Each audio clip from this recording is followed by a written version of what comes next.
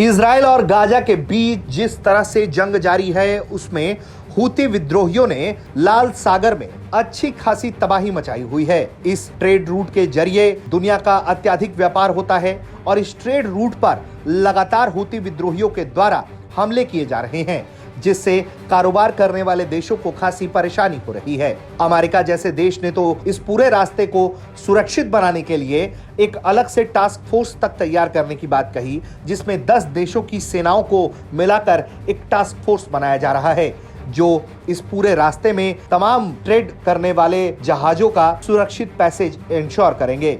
लेकिन जिस तरह से हूती विद्रोहियों के निशाने पर इजराइल है, इजराइल से संबंध रखने वाले जहाज हैं, इजराइल के कारोबारियों से जुड़े हुए जहाज हैं, उन सब पर लगातार हमला हो रहा है और उन्हें बंधक बनाने की कोशिशें जारी हैं। इसी ट्रेड रूट से भारत भी रूस से तेल लेकर आता है। ऐसे में भारत की भी चिंताएं बढ़ी हैं, क्योंकि अगर ये रूट चेंज होता है, जैसा कि अभी कई कारोबारियों ने इस रास्ते का इस्तेमाल करना छोड़ दिया है, तो इससे सामान की पहुंच भी महंगी हो रही है और वक्त भी ज्यादा लग रहा है। क्या कहना है विदेश मंत्रालय का, ये सुन लीजिए।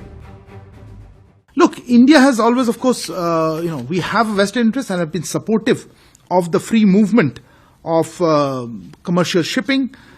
So that is something that we are interested in. We are, of course, monitoring the developments there. Insofar as I think there was, we've also, as you know, part of efforts globally to or international efforts to ensure free shipping, whether it be piracy or otherwise. India has been involved in it, so we will continue to monitor that. I think there was some communication regarding this task force or the operation, but I would have to get back to you regarding any specific development on that issue, because I'm not aware of whether there has been any. तो विदेश मंत्रालय ने एक तरह से ये साफ किया है कि फिलहाल जो ज्वाइंट टास्क फोर्स बना है, उसको लेकर भारत से किसी तरह की कोई बातचीत नहीं की गई है।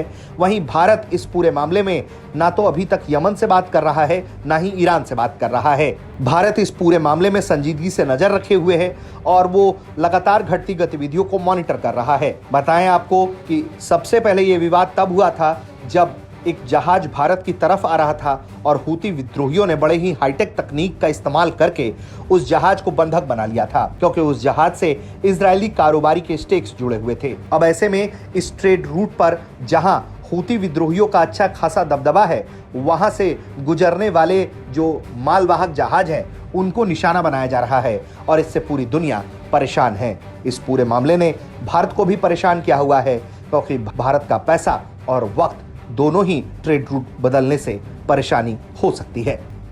ब्यूरो रिपोर्ट, भारत तक।